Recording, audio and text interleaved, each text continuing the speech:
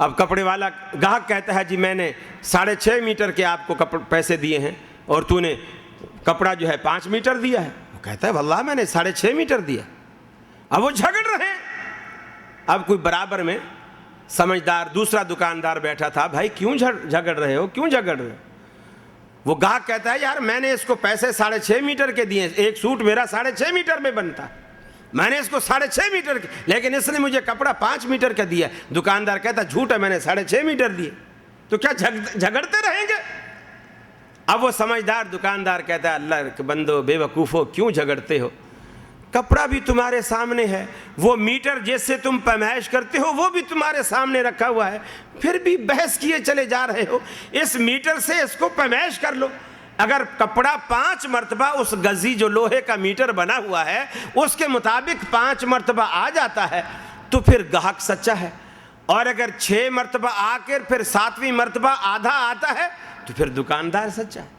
اب جب پیمائش کرتے ہیں تو وہ 6.5 میٹر نکلتا ہے. اب وہ گاہک جو ہے شرم سے سر جھکا کر معافیہ مانگتے ہوئے بھائی معاف کرنا, مجھے غلطی ہو گئی تھی, معذرت کر کے چلا جاتا. اختلاف ختم ہو. شریعت وہ دین جس پر ہماری جنت اور دوزخ کا دار و مدار ہے, اس کے فیصلے کا اللہ نے کوئی حل نہیں رکھا ہے دنیا میں, کوئی بھی حل مقرر نہیں کیا ہے کہ امت لڑتی مرتی رہے ساری عمر.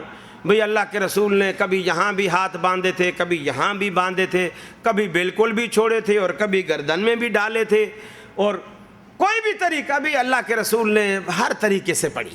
یہ اکثر لوگوں کے منہ پہ یہ جملہ ہوتا ہے اللہ کے رسول نے ہر طریقے سے پڑھی. ایسا نہیں ہے. لوگ لڑ رہے ہیں, جھگڑ رہے ہیں.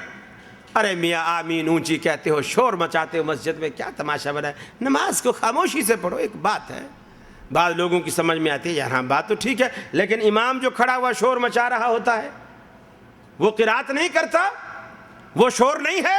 اسپیکر میں نمازیں پڑھائی جاتی ہیں, وہ شور نہیں ہے. اب کہتے ہیں جی قرات تو اللہ تبارک و تعالیٰ کے رسول کرتے تھے تو وہ تو سنت ہے, وہ تو امام جو جہری نمازوں میں قرات اونچی کرے گا. تو اس کے معنی یہ ہوا کہ کوئی کام اگر شریعت کے مطابق ہے, بھلے بظاہر شور ہے, تو وہ کیا جانا چاہیے. اور اللہ تبارک و تعالیٰ کے رسول پہلی صف میں کھڑے ہوئے آمین کہتے تھے. خواتین آخری صف میں ہوتی تھی مسجد نبوی کی, وہ کہتے ہم آخری صف میں اللہ تبارک و تعالیٰ کے رسول کی آمین کو آخری صف میں سنا کرتی تھی. حضرت عطا بن ابی رباح بہت بڑے تابعی ہیں, وہ کہتے ہیں میں بیت اللہ کے اندر آیا اور اس وقت 200 صحابہ کرام بیت اللہ میں موجود تھے. میں نے وہاں نماز پڑھی.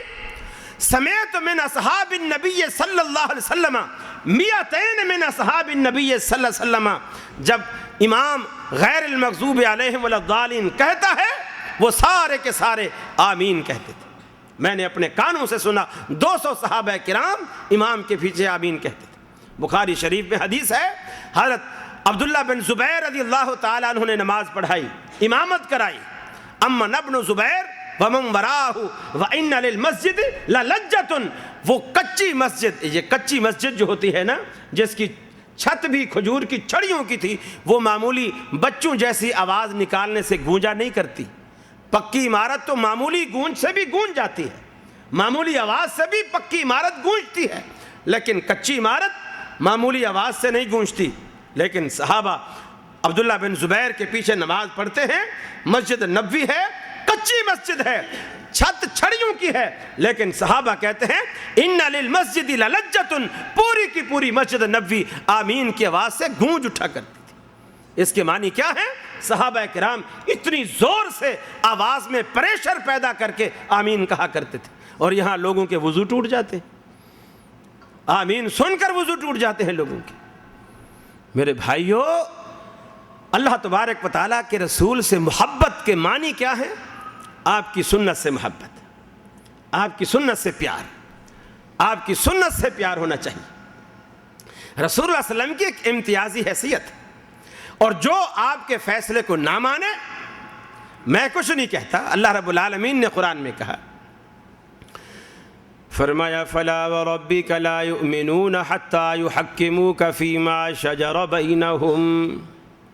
اے حبیب, فلا وربک لا یؤمنون, اے حبیب مجھے آپ کے رب ہونے کی قسم، تیرے رب کی قسم ہے، لا یؤمنون، وہ شخص ایماندار نہیں ہو سکتا، کتنے بھی ایمان کے دعوے کرے ایماندار نہیں ہو سکتا، داڑیاں رکھ لے پھر بھی ایماندار نہیں ہو سکتا، مسجد میں حاضر ہو جائے پھر بھی ایماندار نہیں ہو سکتا، حتیٰ یحکموک فیما شجر بینہم، جب تک اپنے جھگڑوں میں، اپنے تنازعات میں، اپنے اختلافات میں آپ سے فیصلہ نہ کرائے، آپ کو فیصل نہ مانے۔ صرف آپ کی عدالت میں مقدمہ پیش کر دینا کافی نہیں، آپ کی عدالت میں مقدمہ دائر کر دینا کافی نہیں، ثم لا یجدوا فی انفسہم حرجا مما قضیت، یہ بھی لازم ہے کہ جب آپ فیصلہ سنا دیں ان کے دلوں میں کسی قسم کی کوئی گھٹن، کوئی چبھن، کوئی تنگی، کوئی ملال، کوئی رنج، غم، صدمہ، کوئی چیز ان کے دل میں باقی نہ رہے۔ وَيُسَلِّمُوا تَسْلِيمًا، آپ کے فیصلے کو دل و جان سے تسلیم کر کے چلا جائے تب تو مومن ہے۔ اگر آپ کے فیصلے کو دل و جان سے نہیں مانتا، صرف آپ کی عدالت میں مقدمہ لاتا ہے، آپ سے فیصلہ کرانے کے بعد دل میں تنگی محسوس کرتا ہے، جیسے حضرت عبداللہ بن زبیر کے پڑوسی نے تنگی محسوس کی کہ آپ نے انصاف نہیں کیا، اللہ نے فرمایا فَلَا وَرَبِّكَ لَا يُؤْمِنُونَ، ساری دنیا کے لوگ اسے مسلمان کہتے رہیں، سعودیہ کے مفتی بھی مہر لگا کے اسے مسلمان مان لیں، پاکستان کی نادرا کمپنی والے سارے کے سارے نادرا شناختی کارڈ میں اسے مسلمان تسلیم کر لیں، پاسپورٹ آفس والے بھی اسے مسلمان تسلیم کر لیں، لیکن اللہ رب العالمین کہتا ہے فَلَا وَرَبِّكَ لَا يُؤْمِنُونَ، اے حبیب تیرے رب ہونے کی قسم ساری دنیا مومن کہتی رہے لیکن میں اسے کبھی مومن ماننے کو تیار نہیں۔ اللہ رب العالمین کے ہاں دنیا کے رجسٹر، نادرا کے فارم، دنیا کے پاسپورٹ نہیں چلا کرتے، اللہ کے ہاں اپنی ہی مہریں، اپنے رجسٹر ہیں جو رب العالمین کے ہاں کارگر ہوتے ہیں۔ جب تک اس رجسٹر میں بندہ مسلمان نہیں ہوگا اللہ رب العالمین کے ہاں مسلمان ہو ہی نہیں سکتا۔ اللہ کے حبیب نے فرمایا وَمُحَمَّدٌ فَرْقٌ بَيْنَ النَّاسِ، اے کائنات کے لوگوں، ساری دنیا کے اختلافات مٹانے کے لیے رب العالمین نے جس طرح کوئی نہ کوئی چیز پیدا کر دی ہے، اسی طرح دین کے اختلافات مٹانے کے لیے بھی رب العالمین نے ایک کسوٹی، ایک پیمانہ، ایک معیار، ایک فارمولہ، ایک ایسی چیز رب العالمین نے پیدا کر دی ہے جس سے دین کے سارے فرق مٹائے جا سکتے ہیں۔ ایک کہتا ہے جائز ہے، دوسرا کہتا ہے ناجائز ہے، ایک کہتا ہے حلال ہے، دوسرا کہتا ہے حرام ہے، ایک کہتا ہے آج دن ہے، دوسرا کہتا ہے رات ہے، ایک کہتا ہے ہاتھ سینے پر باندھو، دوسرا کہتا ہے ناف پر باندھو، ایک کہتا ہے آمین اونچی کہو، دوسرا کہتا ہے دل میں کہو، ایک کہتا ہے امام کے پیچھے فاتحہ پڑھو، دوسرا کہتا ہے کہ نہ پڑھو۔ فرمایا وَمُحَمَّدٌ فَرْقٌ بَيْنَ النَّاسِ، ہم نے محمد عربی کو پوری کائنات کے اختلافات مٹانے کے لیے ہم نے پیمانہ بنایا ہے، ہم نے معیار بنایا ہے، اس پیمانے خود نکھٹتے چلے جائیں گے۔ محمد عربی کے سامنے ہوتے ہوئے ہر بندہ اپنا جائزہ لیتا چلا جائے، ہر بندہ اپنا جائزہ لیتا چلا جائے، اپنے کاروبار کا، اپنے مذہب کا، اپنی نماز کا، اپنے روزے کا، اپنے دین کا، ہر بندہ جائزہ لیتا چلا جائے، اسی کو معیار بنا کر اگر آج اللہ کے رسول ہوتے، آج اللہ کے رسول ہوتے، میں کہتا اللہ کے رسول میرے گھر تشریف لائیے، میرے گھر آئیے، ایک مرتبہ کھانا کھائیے، مجھے خوشی ہوگی، میں آپ کا امتی ہوں، دعوت دیتا ہوں، تو آدمی یہ معیار بنا لے، کبھی خلوت میں، تنہائی میں، کہیں بھی بیٹھ کر آپ یہ تھوڑا سا سوچیں کہ اللہ تبارک و تعالیٰ کے رسول کو جب میں دعوت دوں گا وہ پہلی نظر مجھے دیکھیں گے، مجھے دیکھنے کے بعد میرے سارے حلیے کو سر سے لے کر پاؤں تک دیکھنے کے بعد وہ میری دعوت کو قبول کریں گے۔ اگر یہ بات آپ کے ذہن میں آ جائے کہ ہاں میرے اندر ایسی کوئی بات نہیں ہے، اللہ کے رسول دیکھیں گے تو میری دعوت کو مان لیں گے۔ الحمدللہ آپ مسلمان ہیں اور پکی سچی بات ہے، آپ کے لیے مبارک۔ دوسرا قدم کہ میرا گھر ایسا ہے کہ اللہ تبارک و تعالیٰ کے رسول جب میرے گھر کی دہلیز پہ قدم رکھیں گے اور گھر میں رکھی ہوئی چیزوں پر نظر ڈالیں گے تو کیا اللہ تبارک و تعالیٰ کے رسول خوشی خوشی اگلا قدم اندر رکھیں گے یا رکھا ہوا قدم بھی پیچھے ہٹا لیں گے؟ اگر آپ کا ضمیر کہتا ہے کہ اللہ تبارک و تعالیٰ کے رسول میرے گھر کی دہلیز پر قدم رکھنے کے بعد خوشی خوشی داخل ہو جائیں گے، آپ مبارکباد کے لائق۔ اور تیسرا قدم، جب آپ دسترخوان بچھائیں اور کھانے سجا دیں، سجانے کے بعد محمد الرسول اللہ صلی اللہ علیہ وسلم کو آپ اپنی زبان سے یہ بتائیں، اللہ کے رسول میں یہ کام کرتا ہوں، میری ذرائع آمدنی ذرائع انکم میری یہ ہے، میں نے ان ذریعوں سے روزی کمائی ہے۔ کیا یہ سننے کے بعد رسول اللہ صلی اللہ علیہ وسلم جو میرے دسترخوان پر بیٹھ چکے ہیں اپنا ہاتھ بڑھا کر میرے دسترخوان سے نوالا لے کر اپنے منہ میں لینا پسند کریں گے یا منہ پھیر کر استغفر اللہ کہہ کر اٹھ کر چلے جائیں گے؟ اگر آپ کا ضمیر کہتا ہے نہیں، وہ بیٹھیں گے اور میرے گھر کی روٹی کھا کر جائیں گے، الحمدللہ آپ مبارکباد کے مستحق۔ یہ معیار ہے، یہ پیمانہ ہے۔ وہ محمد فرق بین الناس، لوگوں کے درمیان امتیاز پیدا کرنے کا یہی ایک ذریعہ ہے، یہی ایک حل ہے۔ میرے بھائیوں، گستاخی اصل کیا ہے؟ میں نے ابھی سچی بات ہے کچھ چیزیں میں ساتھ لایا تھا، یہ تذکرۃ الرشید کے کچھ صفحات ہیں جو میں کاپی کر کے لایا ہوں۔ کچھ باتیں میں عرض کر رہا تھا کہ کچھ باتیں بڑی کڑوی ہوتی، ناگوار گزرتی ہیں، لیکن کیا کروں، مجھے موضوع ایسا ملا ہے کہ میں آپ پر واضح کروں کہ گستاخ کون ہے۔ اب دیکھیے، رسول اللہ صلی اللہ علیہ وسلم کی ایک بات میں نے آپ کے سامنے عرض کی کہ اللہ کے رسول نے حضرت عبداللہ سے کہا، میرے منہ سے جب بھی نکلتا ہے حق نکلتا ہے، حق کے سوا کچھ نہیں نکلتا، اور کائنات میں دوسری کوئی ہستی اللہ نے ایسی پیدا کی نہیں جو غلطیوں سے مبرہ، ایسی کوئی ہستی اللہ نے مقرر نہیں کی دنیا میں۔ اب یہ تذکرۃ الرشید کتاب کا نام ہے، اس کا صفحہ نمبر 17 ہے۔ صفحہ نمبر 17 پر مولانا رشید احمد گنگوہی فرماتے ہیں، کیا فرماتے ہیں؟ سن لو، یہ بھی الفاظ میں عبارت وہی پڑھ رہا ہوں، سن لو، حق وہی ہے جو رشید احمد کی زبان سے نکلتا ہے، حق وہی ہے جو رشید احمد کی زبان سے نکلتا ہے، اور بقسم کہتا ہوں، یعنی قسم کھا کر کہتا ہوں کہ میں کچھ نہیں ہوں مگر اس زمانے میں ہدایت و نجات موقوف ہے میرے اتباع پر، کہ میں قسم کھا کر کہتا ہوں میں کچھ نہیں ہوں مگر اس دور میں ہدایت اور نجات کو اللہ نے میری پیروی پر موقوف کر دیا ہے۔ یہ وہ دعویٰ ہے جو محمد رسول اللہ صلی اللہ علیہ وسلم نے اپنی ذات کے لیے فرمایا ہے، قل ان کنتم تحبون اللہ فاتبعونی یحببکم اللہ۔ اللہ سے ملانے کا، اللہ سے جوڑنے کا، اللہ سے تعلق قائم کرنے کا ایک ہی راستہ ہے، اور فرمایا وہ راستہ میری پیروی پر موقوف ہے۔ یہ محمد رسول اللہ صلی اللہ علیہ وسلم نے فرمایا، اور یہ انڈیا کے ایک عالم دعویٰ کرتے ہیں کہ نہیں، میری پیروی پر موقوف ہے۔ مجھے بتائیے گستاخ کون ہے، اور گستاخی کہتے کسے ہیں، گستاخی کہا کسے جاتا ہے؟ ایمانداری سے بتائیے، یہ رسول اللہ صلی اللہ علیہ وسلم کی عزت ہے یا یہ توہین ہے؟ جدے والو ڈرتے کیوں ہو؟ کوئی مارے گا تو مجھے مارے گا نا، آپ کیوں ڈرتے ہو؟ ذرا زور سے تو کہیں، مجھے بھی تو پتا چلے کہ ہاں میری بات آپ کے پلے پڑ رہی ہے۔ یہ توہین ہے، کھلی توہین، یہ ہے وہ گستاخی۔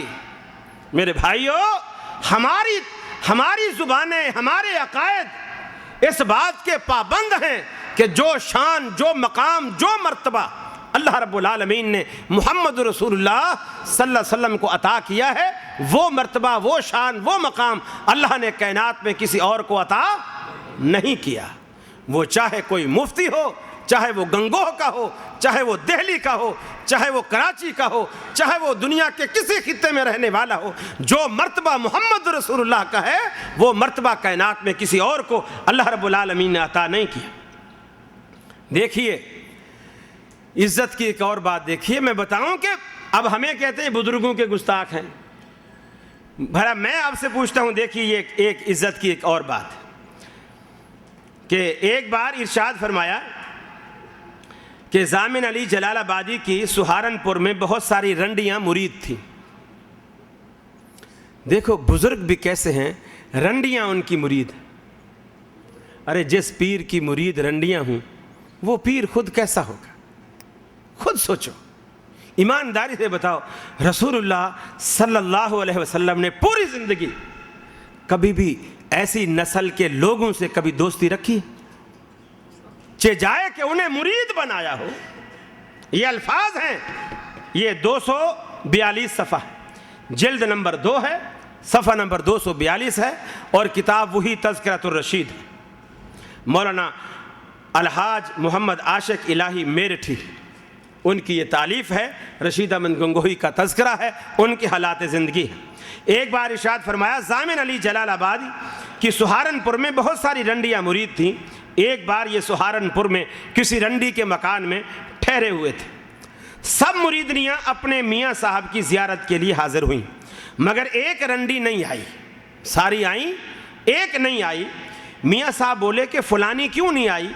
رنڈیوں نے جواب دیا، میاں صاحب ہم نے اسے بتھیرا کہا کہ چل، یعنی بتھیرا کہا ہے پرانی اردو ہے، یعنی بہت کہا، اسے بتھیرا کہا کہ چل میاں صاحب کی زیارت کو۔ اس نے کہا میں بہت گناہ گار ہوں، بہت روح سیاہ ہوں، میں میاں صاحب کو کیا منہ دکھاؤں گی، میں زیارت کے قابل نہیں ہوں۔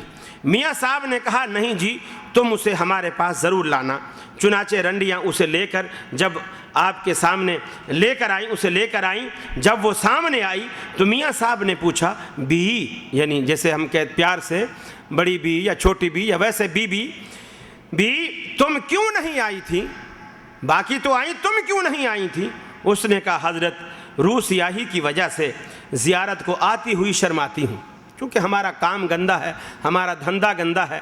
آپ نیک لوگ ہو، آپ کی زیارت کو آتے ہوئے مجھے اپنے کام کی وجہ سے شرم آتی تھی، اس وجہ سے میں آپ کے سامنے نہیں آئی۔ میاں صاحب بولے، اب یہ وحدت الوجود کا عقیدہ سامنے آ رہا ہے۔ میاں صاحب بولے، بی تم شرماتی کیوں ہو؟ کرنے والا کون اور کرانے والا کون؟ وہ تو وہی ہے۔ کرنے والا کون، کرانے والا کون؟ وہ تو وہی ہے، تو کیوں شرماتی؟